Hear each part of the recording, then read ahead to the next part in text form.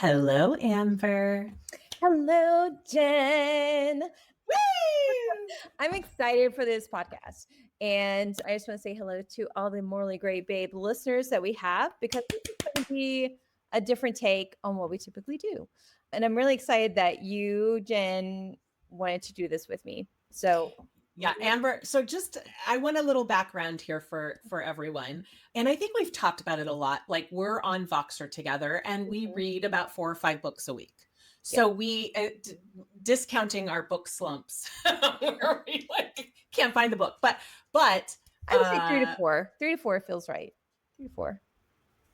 for me, it was been 5, which is not, I mean, the last couple. Anyway, bottom line is we Voxer each other. And while we're reading a book, we Voxer each other. And then like after the book, like we would Voxer each other to talk about it. And that's like how this podcast came to be, was from Voxer.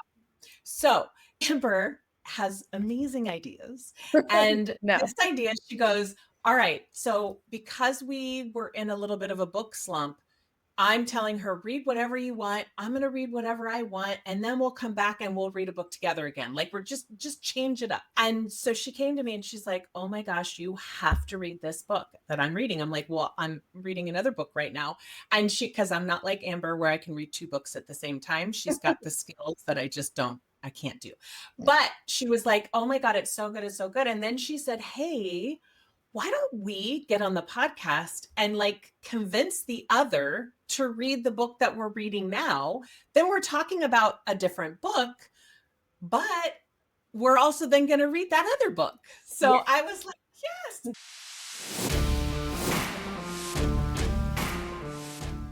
Welcome to Morally Gray Babes. We're your hosts, Jen and Amber, 2 unapologetic book addicts diving deep into the steamiest dreams, hottest book boyfriends, and those spicy moments that make you blush. Amber here, and we're not just here to talk plot twists and character arcs. We're breaking down everything from our favorite quotes to the spice levels that really bring the heat. Expect a lot of laughs, a little cussing, and some seriously hot takes.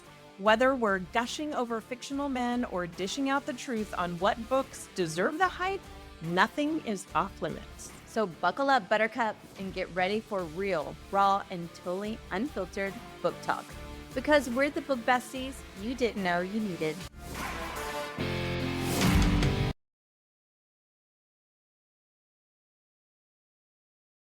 So this morning she sent a Voxer, but we had a meeting that we were online for. And she goes, don't listen to my Voxer if you want to record today. Don't listen to it. I'm going to talk about it on the podcast. So we're trying to talk less on Voxer and more here for you guys. Well, we're trying to talk less on Voxer about books, which yes. Oh, yes.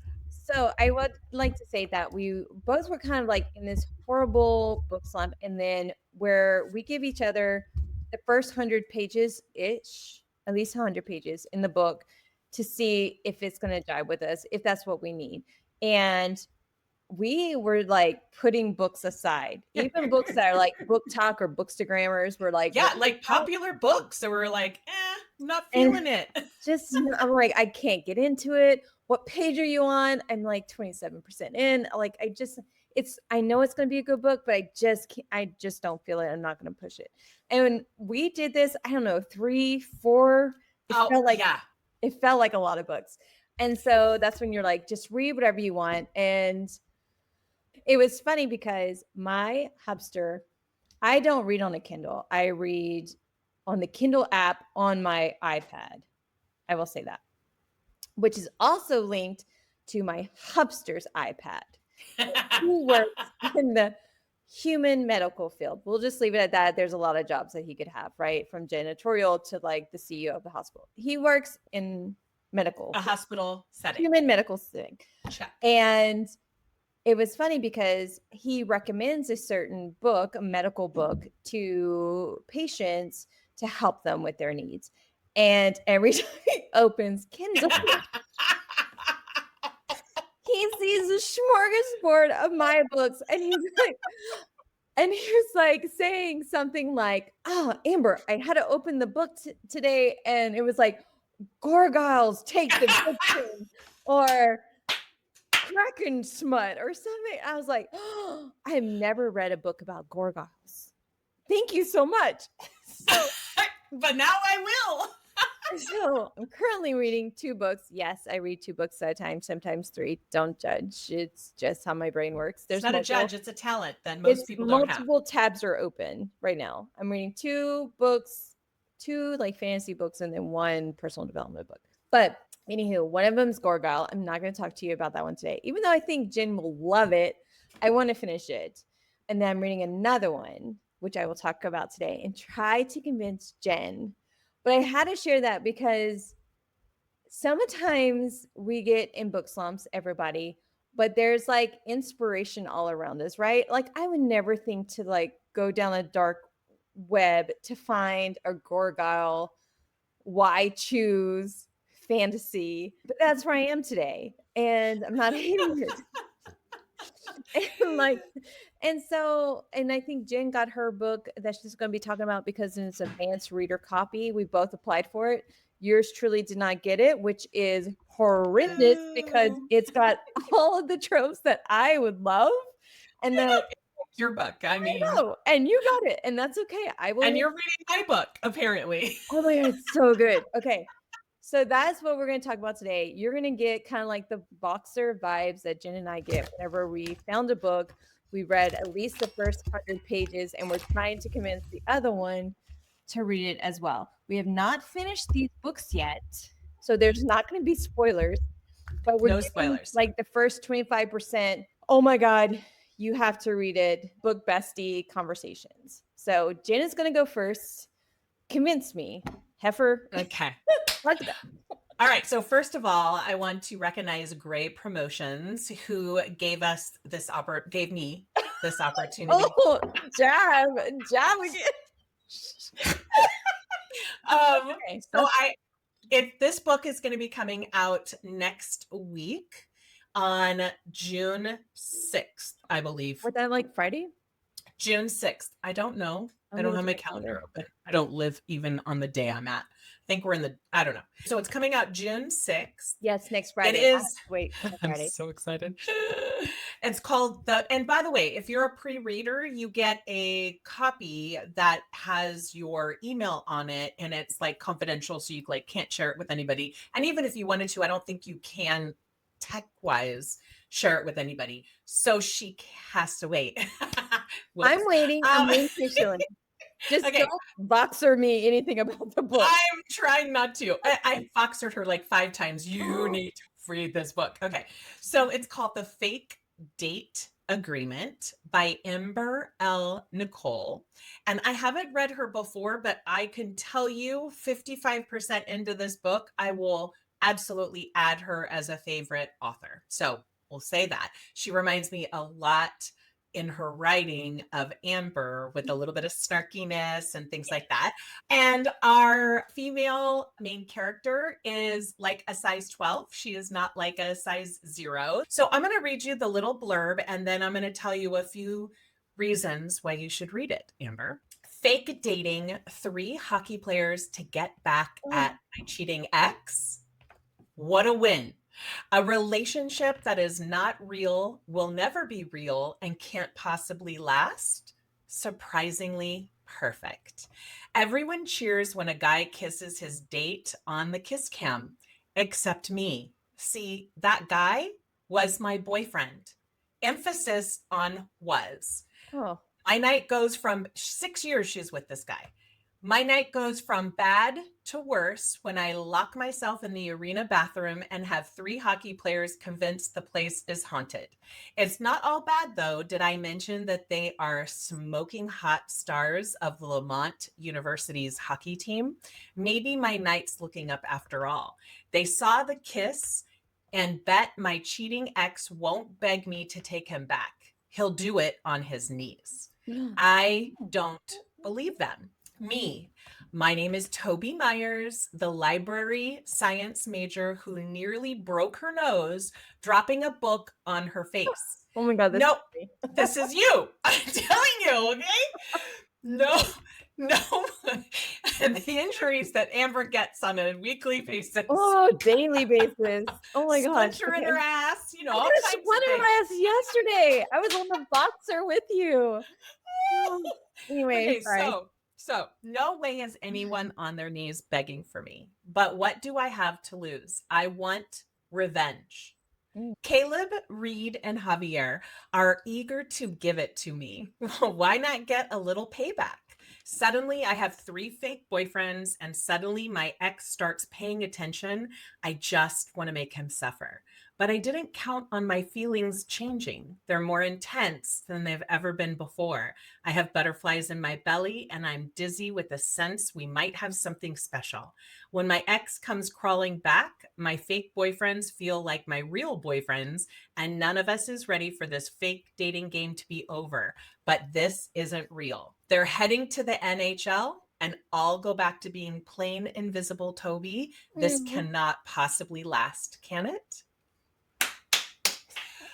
Let me just pause. There was a lot of things that you said that reminded me of the book that I'm reading, but my book has your tropes and your book has my tropes. And I'm like, how did she get this damn arc? It's okay. I'm totally fine with Yeah. I'm totally fine. I'm not jealous or anything. I'm just very eager to read it. And I'm happy for you that you're enjoying it. But I'm like, what? This sounds perfect for me. Like, this is I would convince you to read. And you'd be like, Amber, another white shoes? I know. Add it. So well, first of all, the main female character has Hashimoto's thyroiditis, which I have. So it's interesting to hear that in a book, right? Because you don't hear a lot about that. So that was kind of exciting to me to like hear that coming in the book. I'm really well. First of all, the guys are just the sexual chemistry, which is like my thing. Like that is, I mean, it is amazing. They all want to be pros. They're in their senior year of college playing hockey. They all have their issues, right? They all come with different walks of life, different family issues, and all the things. They're looked at as players, which I think that they were probably in the past. But these guys like fall and fall hard. And it's multiple point of view, right? It's multiple points of view. Okay. So we get to hear from everyone. I don't have any complaints on we hear mostly from Toby, the female character, which is perfect because I want to hear that. I'm especially impressed with the emotional intelligence in these 3 men. Mm-hmm. The way that and not like, can I kiss you? Like not just like getting permission like that, but they just want her to be happy. They want to solve every problem. They take her shopping, and I'm not talking about the money side of it because she's not materialistic and they're kind of over women like that, the hockey bunnies or whatever they call them. Puck bunnies? Yeah, puck bunnies. I love that the guys boost her confidence naturally. So she doesn't come in mealy mouth. Like we love strong, badass female characters. Yes, I would say that she is mealy mouth when it comes to her boyfriend. Her boyfriend of 6 years was through high school, right? Into college. They lived in the same town, like it's like a whole thing. And he's just like experimenting now and cheats on her. That's not giving anything away. She's confident in her knowledge and stuff, but she's not confident in her body, or she does not at all see that she's cute. Like she does not understand why these guys like her. But there's not miscommunication crap going on, which just makes me so happy. Yes. And they boost her confidence naturally by just telling her what they feel versus telling her she's pretty. Yeah, I like that. You know what I mean? Yeah. Like just describing things to her in detail and listening to, like at one point she's like, I don't want to give away spoilers. You have to read it. Okay. You have to read it. So why choose a snarky, clumsy? Now talk to me about why choose again. Which one is why choose? Well, which one is reverse harem, right? Is one woman, multiple men. They're all for her. Why choose? And I saw somebody on I have to tell you, because they call this a white shoes, but the guys are not at all together at all. That's somebody else said. But I'm only 50% in, so who knows what's going to happen. So why choose? And some people like are like, oh, she doesn't have to choose between the guys. I'm like, okay, I understand that, but that's a reverse harem, right? Why choose is whenever she doesn't have to choose, but there's also some interrelationships between the other players, right? Now So they're all these guys are best friends. Like yeah, that's pretty typical. But and I think she unless I'm and wrong. I'll delete this if I'm wrong, but I think she does write Omegaverse stuff. Ooh, And so I think that's under why, Nicole, let's go look you up. yeah, yeah. I think so, and maybe I'm wrong, but the way that it's written has that feeling, but they're not changing. They're not, they're not Yeah, Omegas, or I mean, it's not Omegaverse at all, but I think she does. Look it up. I am right now. Oh yeah, first one that came up wasn't a Megaverse. Runaway. Thank you. So this is a book by an Omegaverse Ooh, author who her writing, all I want to do is sit and read this book. I do not want to work. I do not want to visit with anyone. I just want to sit in my chair and read. there's one that's called Break for Me. I'm like, heck yeah. I just read the description. I'm like, oh, that sounds good. It's a dark romance about a woman on the run from her past and soulless hunter who's determined to capture her. She's got a plethora of books. Anyway, Okay. bottom line is, Amber, will you read it? It's why choose with the snarky, clumsy, curvaceous female main character who's seeking revenge on someone who treated her like shit. The Scorpio in me says yes. And let me tell you, the guys are hot on the pages. Do they have a mouth? One of them is nicknamed Casanova. Do they have a mouth though? Like, do they have like dirty? Oh, What is the spice rating so far in the book? at least at 3. It could probably go up from there because I'm only 50% in. It's already 3. Yeah, Jesus. it's a good.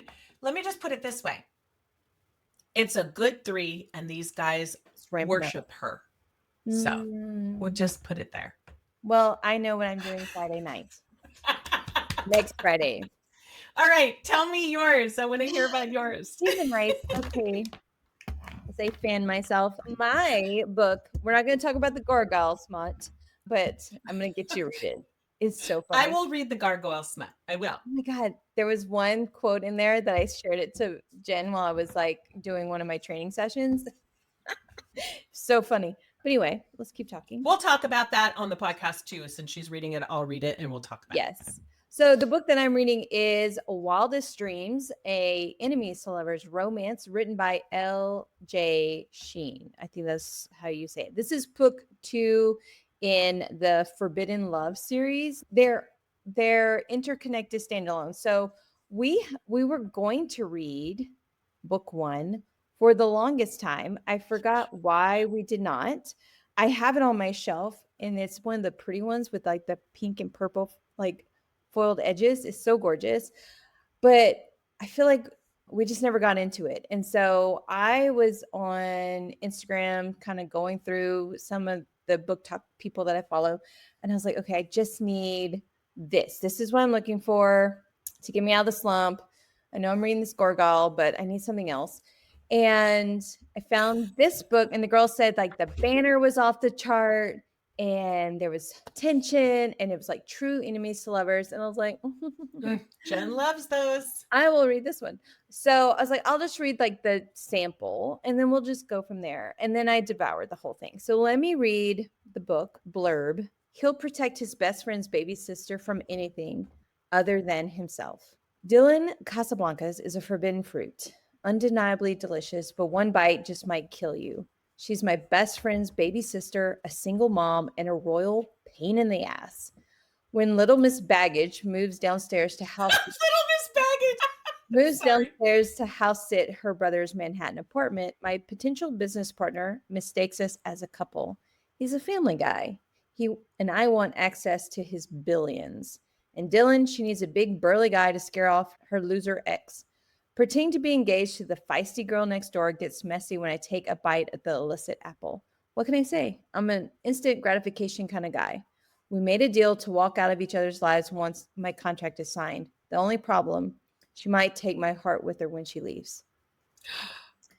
Dylan's point of view says Rylan Cultridge is out of the question, unless the answer is who's the biggest man whore you've ever met. Wild card, utterly corrupt, and those are just the traits the jerk prides himself on. My life is too messy for a boyfriend. Even if it wasn't, Ryland would be the last man I'd consider. He's supposed to be my ticket out of this nightmare, but he's fast becoming my wildest, most dangerous dream. So the tropes in this man whore. If they use man What whore in a blurb, I want to read the book. this, let me tell you why he's a man whore. But this is a true enemies to lovers, fake engagement standalone with an alpha hero and a feisty, snarky heroine. There are some trigger warnings, so please check it if you read it. Okay, so that is the blurb. This book is, well, let's just say it has a lot of things that I like. So for it has a great dedication, which is to every girl who is ever made to feel less than for her choices, you are magic. Burn the patriarchy. Love that. It also has a playlist with some of the songs I had never even heard of. So I was like, You love a good playlist. I shared the playlist of the book that I'm reading now. I do like a good playlist. So a lot of things are already on my check bingo checklist. The thing that I love most about this author, and I never read this author, but I chose them, especially with like Truly Madly Deeply, and I know I'm going to read that book as well, is that there's so much humor in the book. And I like where that. You're like giggling out loud as you're reading it. That's Like, my favorite. I would say that. I would definitely say that. Like, it's just like, so not that I'm funny. I think I'm funny. My hubster. You're funny. But like, I think this author is comical and I love it. And it's about this girl, right? Her name is Dylan. The first book is about Dylan's older brother, or her brother who's older, right? She only has one brother. So her older brother and her best friend, they get together. So this is juicy too, because that's like, oh my gosh. So now this is her story, right? And they introduce that couple. So you asked if it was a standalone or interconnected. It's interconnected because you hear about the brother and the best friend and they're together and they're married. Yeah. And so you hear them. And so I have a feeling like these characters come into play. I already have an idea of who the third couple next is character. going to be. Yeah. And like, it doesn't come out until August. And I'm like, oh my gosh, I'm going to want to read that one too. Because that was in the Voxer I sent you. I was like, I think the third character is going to be this person and he is delicious. So this is about Dylan's story. So let me just share this quote. So Dylan is personal reasons decide to forego college and stay at home, mainly to protect her mom, who is in an abusive relationship with their dad. Ugh. And the older brother. And that's why I think like it'd be good to hear his story. Yeah. Like what happened and like what happened with him and how the dad died. Or if the dad died or if they left, you don't really know. You just know that the mom is now engaged to somebody else. But the brother protected Dylan her whole life. And so whenever he got a chance to study abroad, she decided to make the sacrifice, not tell anybody she was making the sacrifice. Like, just, this is where I need to be. This is what I want to do. So she turned down colleges. She was super smart, straight A student, all the things, to stay at home, take care of her mom, and work at a diner. And then she kind of loses self-confidence because of like, she's in this small town USA. Everybody else is having these amazing lives, and her brother and her best friend are wealthy and traveling and exploring and all these things. She's a single mom at her parents' house working at a diner. It's hard. Yeah. And so she has an opportunity to go stay at her brother's house, to house sit with her daughter and find a job and try to like reinvent herself. Okay, fantastic. But before she says yes, she goes home from the diner. It's late at night and she catches her mom plastered to the sliding glass door getting hammered by the fiance. like the mom's fiance. Ew! Wait, That's the worst. but and she says like, you know, like good for mom for having an active sex life. Like I at mean, least one of us great, does. but don't need to be seeing it. Like and like she describes like how the fiance has the mom's mouth covered so that the moans don't go wake up her daughter upstairs, and she's like, oh my gosh. So she comes back, right? She sits in the car, she screams into like her jacket, Abyss. so she goes, this is a quote I wanted to share. This is just like a glimpse of her humor. Snarkiness.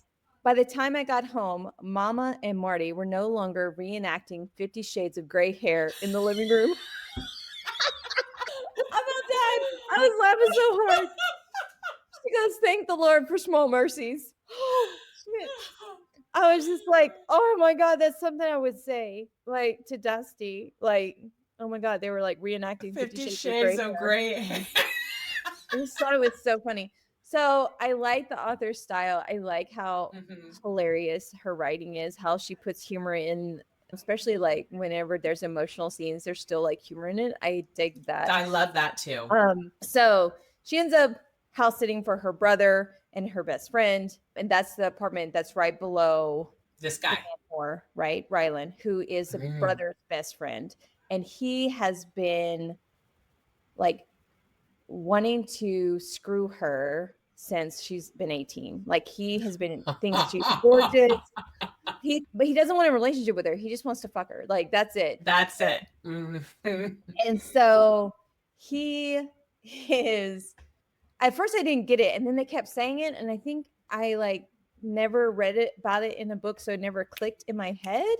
But he ends up being a male gigolo, like, and he retired 3 months ago. Or no, he actually is a man whore, and so he like legit is. Yeah, a paid man whore. But he retired, and so now he's like his lavish lifestyle is kind of like deteriorating and he wants to be a legitimate businessman, you know, and so he has this opportunity. And so when she's getting into the apartment complex, her car breaks down, like in the traffic and everything downtown New York. He helps push the car, and so he's holding the daughter. I'm sorry. That just melts me when. But he doesn't look. He doesn't like kids. He hates kids. Okay. And he calls the kid the child and it. But when he interacts with her, it's good. But when he talks about her, he like distances himself. Like that's fun. So whenever they're in the hallway and they're like waiting for the elevator, he sees this business partner coming, and the business partner is like this 60-year-old family's man, billionaire who has barbecues at his place with his employees. Family. It's all family. Yeah. It's all about family. And so he was like, oh, I didn't realize this is your girl. And he's like, oh yeah. And so he plays it up that they're engaged and that he like this isn't his daughter, but it will soon be, and all this stuff. Oh my God. So he needs her to be in a fake engagement to seal this deal. Because the business. And what is she getting from it? She wants $2,000 a week in childcare, like from him whenever she goes on business. She also put sex on the table, but he turned it down. Which makes you want it more. And so when she puts it on, like the way she delivers that like sex is available, like his response, internal dialogue was priceless, and I loved it, and I highlighted it. I'm not gonna say anymore. But no. Like, I want to read it. Yeah. And then you get this where this she happened chance got a bartending job. It's drama all the way to this bartending job. And while she's there, she realizes that her ex also works there, the baby daddy. No. Baby. And so the baby daddy what? Who's never seen his baby. But he knows about the baby, but he'd never seen the baby? Oh, jeez. And there's like some players that like some friends that they introduce. And I feel like those friends are also in book one. So I feel like book one would give more information. But so far, I'm loving this book. So they loathe each other. but they're so sexually attracted to each other. Yeah, that's my favorite. I know it's your favorite. I think we got the wrong books. So we did get the wrong books. I'm just saying.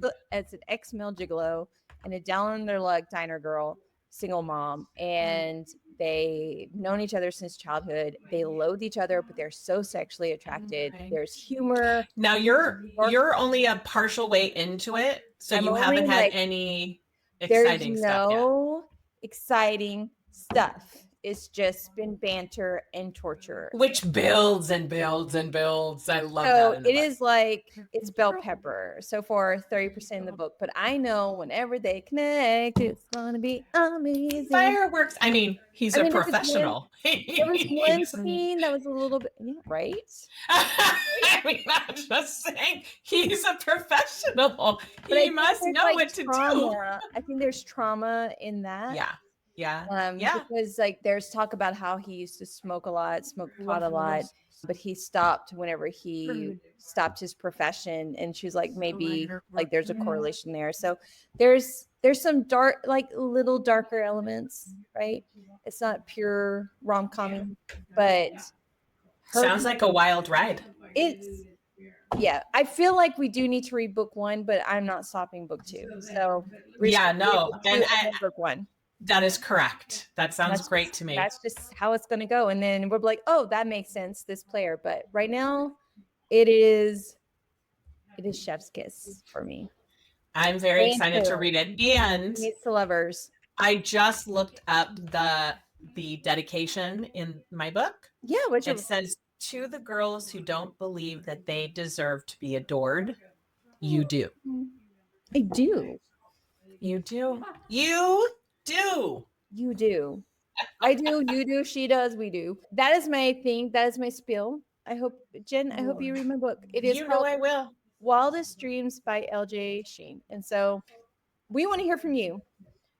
Are you going to read Jen's Why Choose Hockey Romance, where he is an accident prone, it sounds like curvaceous, snarky heroine? Yeah. And then we have my True Enemies to Lover men horror. Yeah. Girl, single mom, loathing with lots of attraction. That's hilarious. Like 50 Shades of Gray hair. Come on now. Like, come on. And also to you guys, join us on Instagram and tell us what you want us to read. We might do an episode if we get people sending information in. You have heard our books now. You've heard our podcast now, the things that we've talked about. If you think we should be reading a book, let us know about that book, the name of the book and the author, and we might pull from those and read it and talk about it on the podcast. And give you a shout out. Thanks for tuning in, babes. If you loved hanging out with us today, don't forget to check the show notes for all the juicy details and all the links. You can also discover your next book boyfriend with our epic quiz, which we happily linked in our show notes. And of course, follow us for more spice reads, hot takes, and unfiltered fun. Until next time, stay morally gray.